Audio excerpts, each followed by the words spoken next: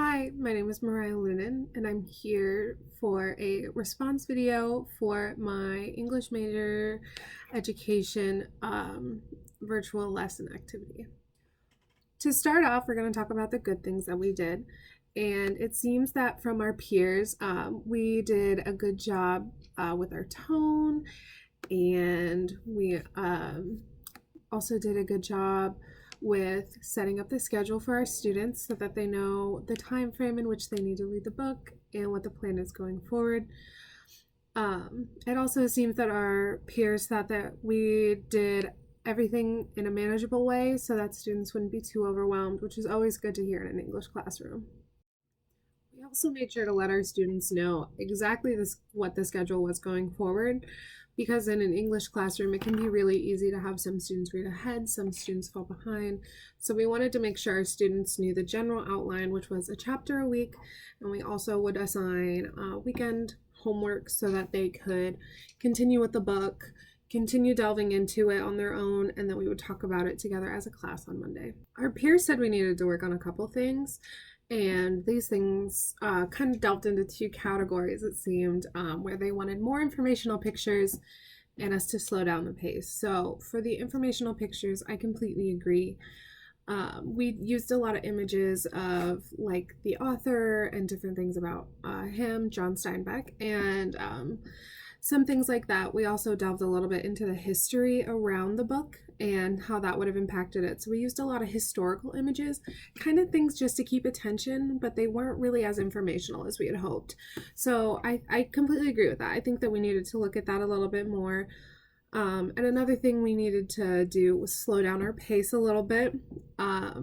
It can be really easy as English teachers to kind of get on a tangent about books that we love and people that we know are important in classical literature, especially for such a foundational book like Of Mice and Men is.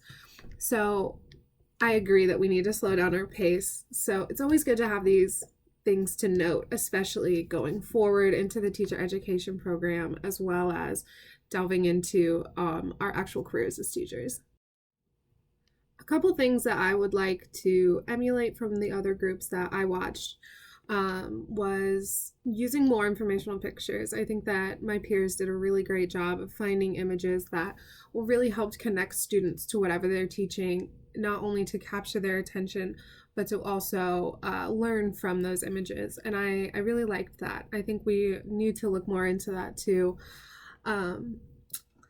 Another thing that I really liked that a lot of other groups did was they encouraged their students to slow down the video if need be, take their time with it, especially in a setting like this where we're providing videos for students.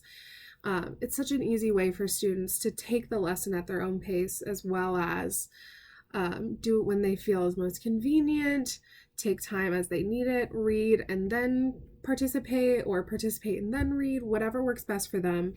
And I really liked that some of the other people in our class definitely focused more on like emphasizing to their students that it's okay to take your time with these lessons. Something that I learned from this project that I think will be really beneficial going forward is how to upload and caption and edit videos all through YouTube, which I didn't know existed.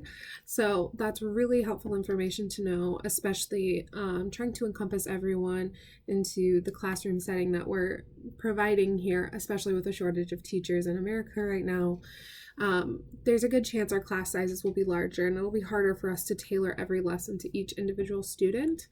So I think knowing how to do this, being able to upload these videos, apply captions for students who need them, and allow students to learn at their own pace could be really, really beneficial going forward, and I'm definitely going to use this. Overall, I think this was a really beneficial project. I learned a lot about how to make videos, how to do voiceovers, different things like that. And I really appreciated that my peers were unafraid to give amazing feedback and everything else. And I hope going forward, this is something that I really do use. And I think it will be. And I think I'll appreciate YouTube videos a little bit more now too. Thanks.